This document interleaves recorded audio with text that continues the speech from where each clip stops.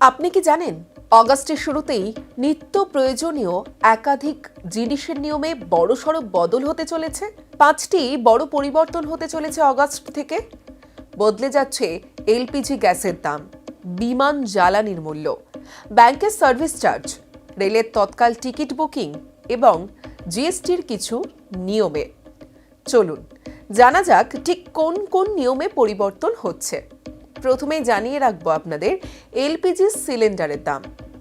August মাসের শুরুতেই বদলে যেতে পারে এলপিজি সিলিন্ডারের দাম। প্রতি মাসের প্রথম দিনে তেল সংস্থাগুলি এলপিজি সিলিন্ডারের দাম পর্যালোচনা করে। জুলাই মাসে রান্নার গ্যাসের দামে কোনো পরিবর্তন হয়নি। অগাস্টে পরিবর্তন হতে পারে সেই দামে। এলপিজির পাশাপাশি প্রতি মাসের শুরুতে অ্যাভিয়েশন টারবাইন ফুয়েলের দামও সংশোধন করা হয়। এটিএফ এর দামে পরিবর্তন হলে তার প্রভাব বিমান ভাড়ার উপরেও পড়ে থাকে সাধারণত। তাই এই পরিবর্তনও অগাস্ট থেকে হতে পারে। অগাস্ট মাসে পরিবর্তন আসতে পারে ব্যাংক চার্জেও। বিভিন্ন ব্যাংকের যে চার্জ, কখনো এসএমএস চার্জ, সেখানেও পরিবর্তন আসতে পারে। 1 অগাস্ট থেকে অনেক ব্যাংকই নিজের সার্ভিস ফি বদলাতে পারে। চতুর্থ, অগাস্ট থেকে তৎকাল টিকিট বুকিংয়ের ক্ষেত্রেও বড় পরিবর্তন আসতে পারে।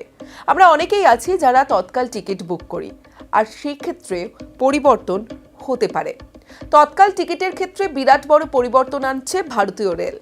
রিপোর্ট অনুযায়ী 1 অগাস্ট থেকে তৎকাল টিকিট কাটার টোকেন দেওয়া হবে টিকিট কাটা শুরু হওয়ার সময় থেকেই, যার ফলে এতদিন কাউন্টারে যে ভিড় থাকতো এবার সেই ভিড় কমবে।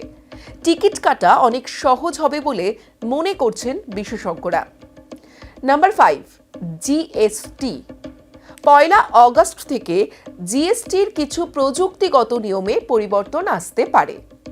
ই ইনভয়েস এবং ই ওয়ে বিল ব্যবস্থাকে আরও আধুনিক করা হবে।